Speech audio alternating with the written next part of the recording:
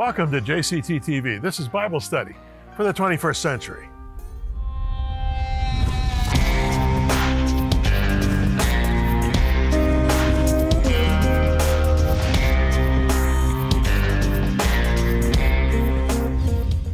The last few programs you've met my son Jess Cantelon, who is a pastor, but also has done this remarkable series called the IsraelVideoProject.com, which you can check out on the internet. And we're showing segments of that video project in my interview time with Jess. And you'll be seeing one in just a moment, and I'll be interviewing Jess as well.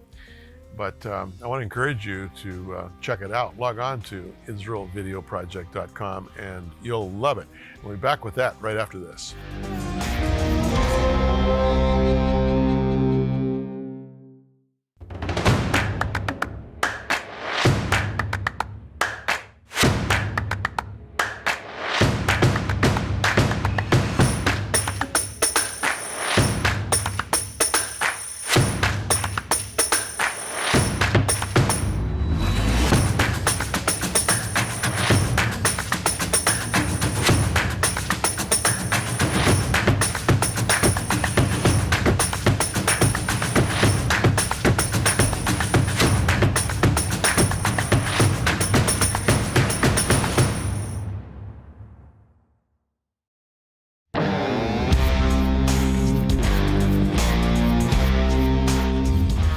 As I said at the top, my son Jess Cantelon is with me, and we're going to be introducing to you the Israel Video Project.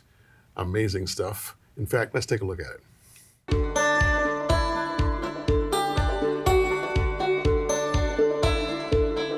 This is Israel.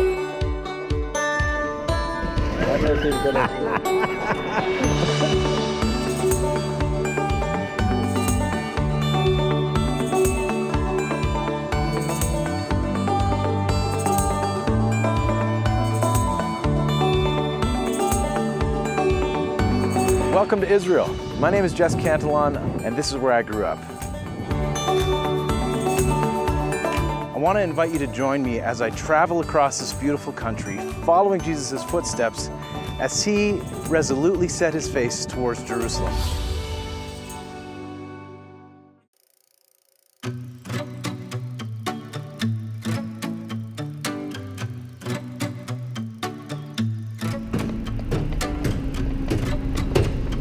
זה לא פעיל? זה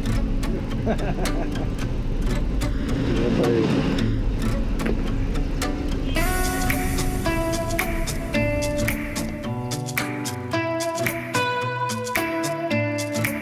מה נשמע? בסדר גמור, מה שלומך? הכל בסדר? כן, איך זה יכול להיות שאני גר פה 14 שנה ואף פעם לא ראיתי את המקום הזה? לא נכון. כן נכון. 14 שנים אתה לא באת לפה? 14 שנה. כן? טוב, באמת, תביא לי משהו כמו 14% הנחה או משהו? בעיניים, למה? אולי כן. אתה יודע מה? 20%. 20% הנחה.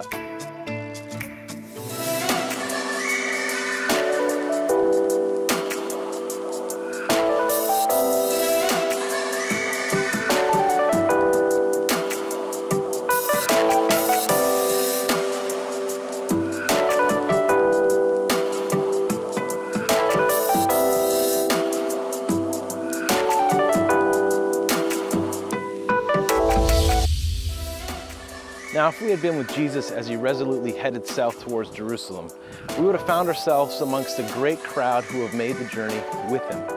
Coming through towns like this one, where he healed the sick, he ate in their homes, he taught in their synagogues, and the common theme was that the kingdom of heaven was at hand. And with Jesus, the kingdom was here.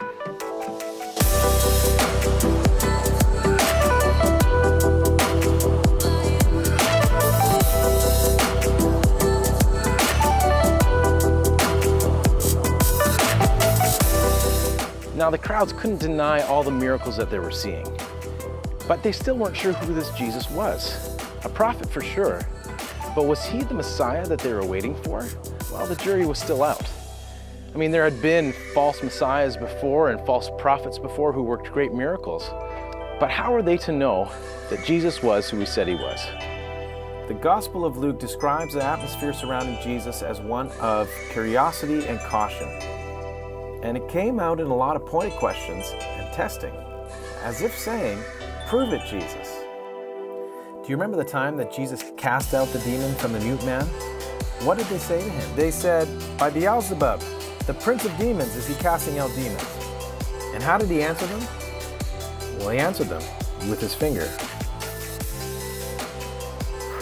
Any kingdom divided against itself will be ruined, and a house divided against itself will fall. If Satan is divided against himself, how can his kingdom stand? I say this to you because you claim that I drive out demons by Beelzebub. Now, if I drive out demons by Beelzebub, by whom do your followers drive them out? So then, they will be your judges. But if I drive out demons by the finger of God, then the kingdom of God has come to you.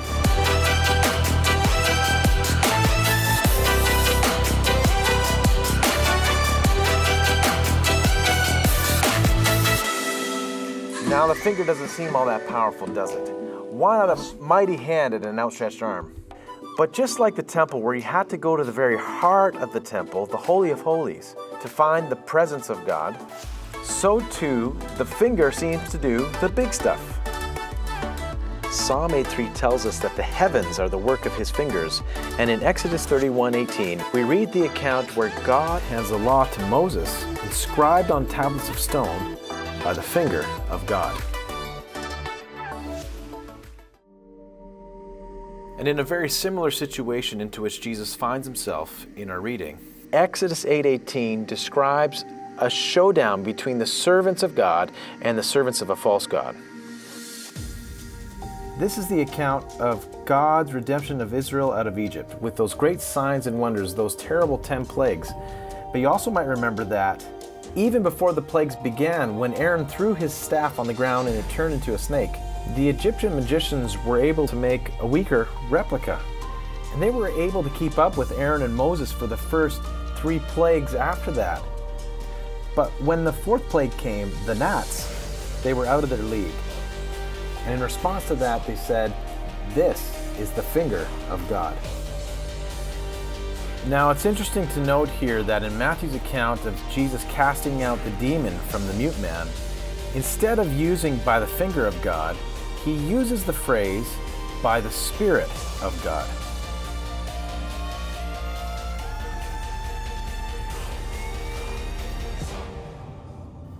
You see, both writers are trying to communicate the power of God. And so if these two words are interchangeable, the finger of God and the power of God, it's not too impossible a leap to say that the finger of God is that same Spirit of God that dwells in us. This means that within us, those who follow Jesus, is that same power that confounded the Egyptian magicians, that brought the 10 plagues, that split the Red Sea, that gave the law at Sinai, and that even defeated the prophets of Baal at Mount Carmel. It's the same power that drove out the demon from the mute man, and it's the same power that rose Jesus from the dead. That power now lives in us.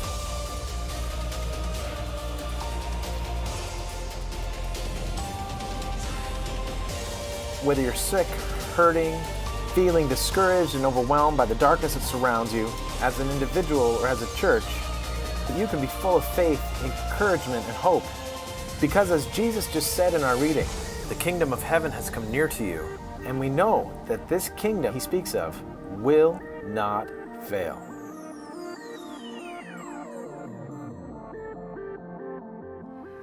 So Jess Cantelon, my son, is here. Jess, we just saw another segment of your Israel video project. I love it. I'm sure you do too. It's interesting. You put in all that work. You go over there and with your GoPro and your selfie stick, and you do all of the recording, and then you spend hours and hours and hours editing with your laptop. And then you sit back after a while and look at it, and it's like, who did this? That's right. Hey, that's not bad. You either love it or hate it. Right, you love it or you hate it. That's right. I want to talk a little bit about the content of the video we've just seen. Jesus showing mastery over the spirit world. If I drive out demons by the finger of God. Even his disciples, I don't think, really understood what he was talking about. No. No, I mean, even in saying that, he was claiming divinity. Yeah. You know, you can't say you drive something out by the finger of God if you are just a human. I mean, it was the finger of God that delivered Israel out of Egypt, and here he is saying, "This is the same power I am using right now to drive out this demon." And of course, he's not saying that God, who is a spirit, has a physical finger, but he himself was God made flesh. That's and right. so in that sense, God had hands and feet at that point. Yeah, and 10 fingers. And 10 fingers, right, 10 toes. But it's not astonishing to me that people were somewhat flummoxed by, I mean, they'd never seen anybody like Jesus before. No, and it's amazing if you read through the Gospels systematically, you're going to see that it was really a real move, a movement that was established, a Jesus movement that was established as Jesus started to preach and to proclaim good news, as he began to deliver people from demons, sickness, and other things. This had never happened. It happened a little bit by, Elijah and Elisha and Moses, even Joshua, but not to this capacity, not to this level. Yeah. When you're doing things like you just did in Israel, when you're preaching at your church that you pastor in Barrie, Ontario, and you're exposing the scripture, does it ever occur to you that you were raised to do this? Without any pressure from your dad to be a preacher. No, that's true. No pressure. You became a preacher in your own right, but you've basically cut your teeth on biblical interpretation and preaching. Weird, isn't it? It's a little strange. Isn't it? Yeah, I had no idea that I was being trained for these things, and you really didn't pressure us at all. And in fact, I didn't want to do anything ministry related, but then the Lord said, "Yes, I want you to do this." And as I began to really dive in and try and understand the scriptures, I realized that this background in Israel was really valuable. Yeah, no kidding. In a big way. Yeah. And for me, it's very much, I want to see it. I want to feel it. I'm like, Thomas, doubting Thomas. I really want to be there and be on scene. And so that's why I hope that these little videos do bring you on scene, just to give you a little glimpse of what life would have been like and what the sky looked like and the trees. And Well, for you, not just being in Israel to do the video project, but living there, growing up there, and then pastoring there as you did for a number of years, the Bible is three-dimensional because of that, right? Oh, yeah. And anybody who goes to visit Israel will tell you the same. Yeah. They'll go to Israel, they'll get off the plane, they'll experience some of these sites, and they'll leave changed forever. And so, yeah, absolutely three-dimensional. I get it in the context of, mind you, the culture is 2,000 years separated from Jesus' day, but there's certain things that stay within a people group, and you can learn a lot about the scriptures just by being with the people even. One day I visited you in your unbelievable little study, if you can call it that, your office in Christchurch. You were in this musty old library. You had it all to yourself with these ancient books. Yeah. You were doing your master's degree there at the time. And I remember saying to you, this has got to be a dream come true, if not for you, for a guy like me. That's right. To have such a setting. I mean, when you think about the richness of your upbringing and the richness of your experience and training there, Jess, it's got to be a little bit humbling. Well, yeah, it is. I mean, really. I mean, the Lord has put you in a very large place in terms of the way He has brought you along. Yeah. Well, it's I don't know why He did it, and I certainly enjoy studying the scriptures. I think we're living in a day right now where the scriptures aren't taken seriously at all, and so to have such a respect for the scriptures, having that birth in my heart, it helps to have that experience as well. We got a minute left. Your wife Erica has been a key player for you. I mean, she has gone along with this and has encouraged you, has empowered you really in many ways to live this road less traveled, has she not? Yeah, absolutely. Yeah, she's incredible. Yeah. She's an incredible woman. And, when we went to Israel, she really dove right in. And she's a great people watcher. She would just learn so much about what was going on, and she's a great writer as well.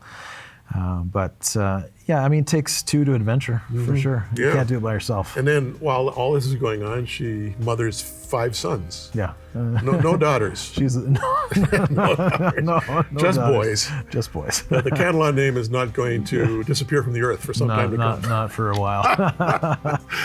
Jess is going to be back next program. I'll be back after this break with more Bible.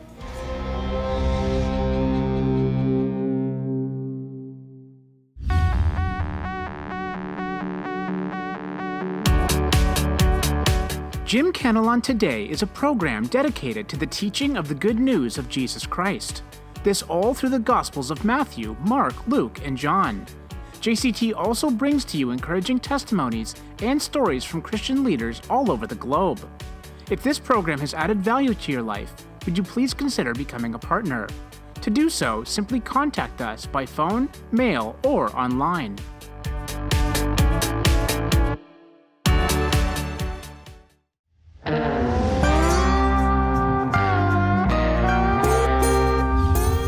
So we're into Matthew chapter 26, and you will recall, those of you who watch the program on a regular basis, the last few programs we've been dealing with the first part of that chapter.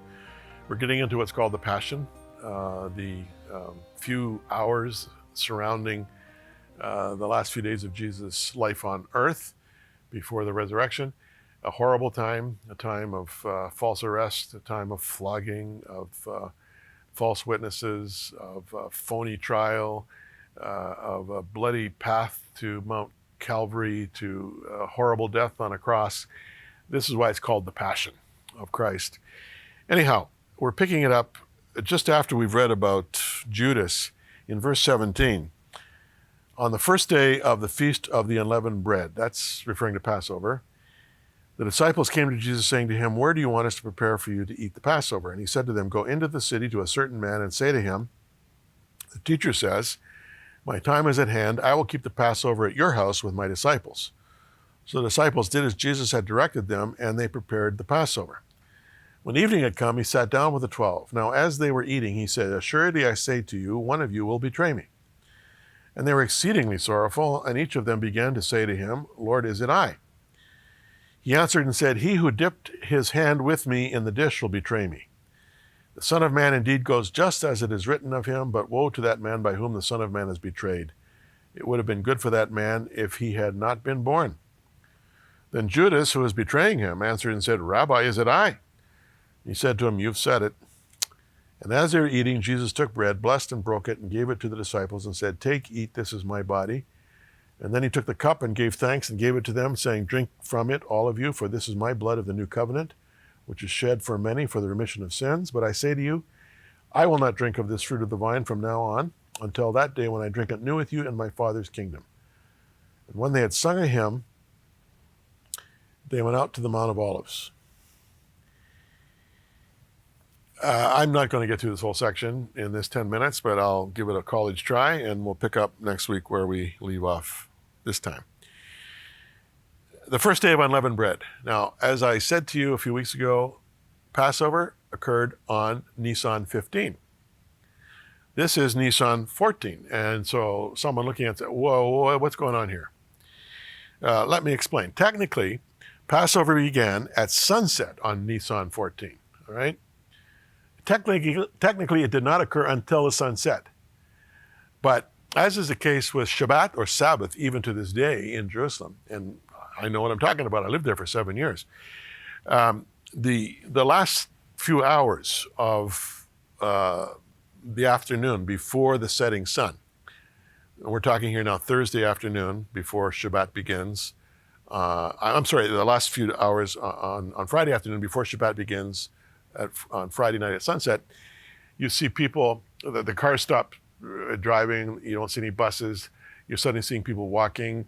Many of them are dressed in their finest clothing, some of them carrying flowers, some of them carrying challah bread, some of them carrying other gifts. They're on their way to their parents' house. You know that almost every Israeli family are going to be together, if they can be, to welcome the Sabbath. It's called Kabbalat Shabbat, welcoming the Sabbath at sundown on Friday afternoon or Friday evening, whatever you want to call it. But that is like the day of preparation.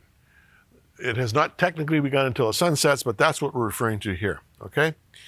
So Jesus, during those few hours, and now we're talking about Passover. Passover is a Shabbat, okay? As it turns out, in this case, it began on Thursday evening, which was the beginning of the Friday. But a holy day like Shabbat or a holy day like Yom Kippur, which is the Day of Atonement, it is seen as a holy day. It is seen as equivalent to a Shabbat. And so sunset to sunset defines the day, all right? So the preparations for sunset would occur during the day, and the preparation was done. Interestingly, Jesus instructs his disciples to go to an unnamed person, to such a one, and we don't know who that was, but I think we can assume that this was a friend of Jesus. He may not have been a part of the inner circle. We talk about the 12 disciples. Well, that was the inner core. There were hundreds and hundreds, not thousands of disciples, followers of Jesus. Some with greater or lesser degrees of access to Jesus, but this was a friend of Jesus, someone outside the inner circle, however. He says, go to that person and say, the master or the teacher wants to celebrate Passover at your house. And I find it interesting here in verse 18, my time is at hand.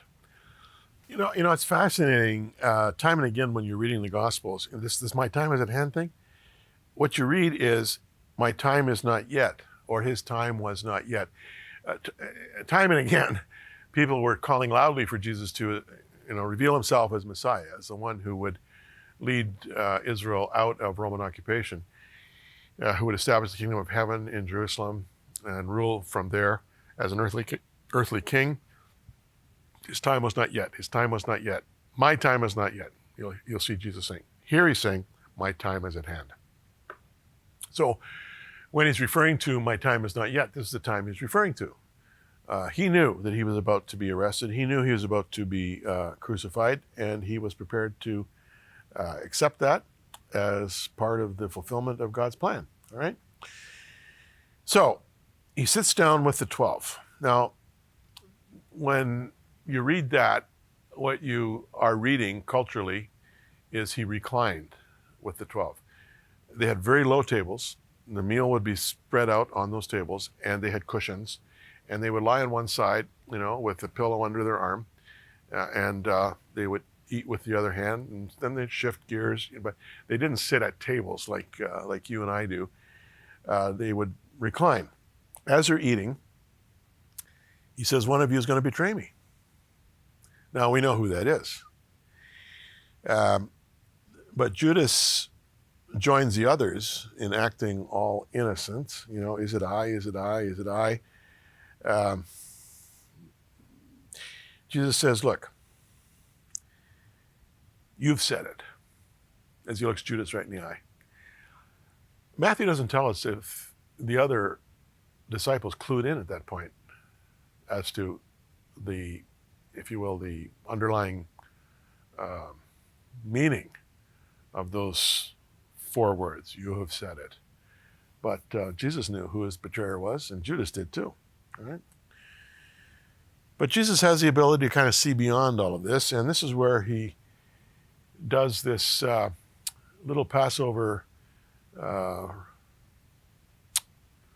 was going to say ritual. It wasn't a ritual at that point. It has become a ritual over the hundreds of years of Christian history, but this is the beginning, if you will, of the ritual, where he takes the bread and the wine, and he blesses both, and he says, this is the blood of the covenant, this is the bread of the...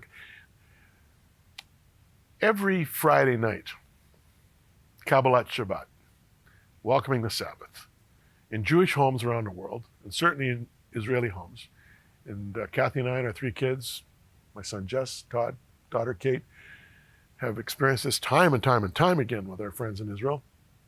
You get together, the sun is set, Friday night, it's now Shabbat. You sit around the table, and the oldest person, usually the grandfather, will stand at the head of the table, and he will take the bread and the wine. He'll take the bread, and he will bless it and thank God for it. and break it and distribute it. He'll take the wine, he'll pour a bit, thank God for it, and then distribute it to every member of the family. These are a part of the, if you will, sacred rituals of Jewish life. Jesus is taking these very elements and basically using them as a trigger mechanism, and we'll read later in other parts of the scripture that he wants to be remembered. Whenever you eat this bread, whenever you drink this cup, you do show forth the Lord's death until he come, the Apostle Paul says. Jesus says, remember me, all right? I know there's other meanings that have been accredited to, what's known as the Eucharist. I'm not getting into those arguments. They're counterproductive in my view. But the fact of the matter is that this is the Passover Seder. He's taking the bread and the wine, and he's using them as the ultimate expression of what is about to happen. My body's going to be broken for you. My blood is going to be shed for you. And consider this to be covenantal. A covenant, a new covenant between heaven and earth. Don't miss out.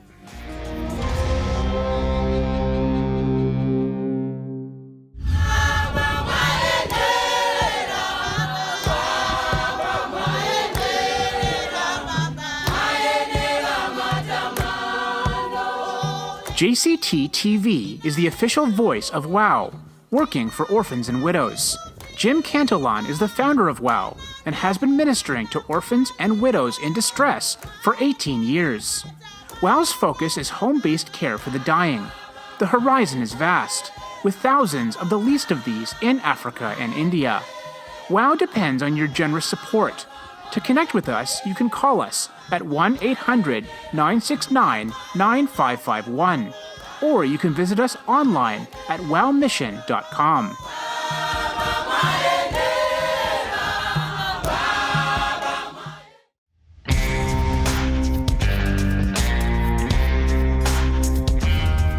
You've seen the promos for WOW, Working for Orphans and Widows, on the show. WOW was founded by my wife Kathy and I just under 20 years ago. We did it because we were concerned about orphans and widows around the world who didn't have a defender, who didn't have someone to care for them, especially those who've been impacted by HIV and AIDS. And so 20 years ago, we started WOW. It has become a major missions ministry dealing with thousands of orphans and widows in Southern Africa, East Africa, and now into India. And JCT is the official spokesman for WOW. We want you to know about it. That's why we promote it. We want you to support it. In supporting WOW, you're supporting JCT. Remember that. That's a new thing. It's only 3 months old, but that's how it works now. JCT is the official spokesman for WOW. When you send in your support, ask for one of, if not all, of Jim Cantelon Today's Cantelon's Casual Commentary. As we take you through the book of Matthew, Mark is almost ready. See you next time.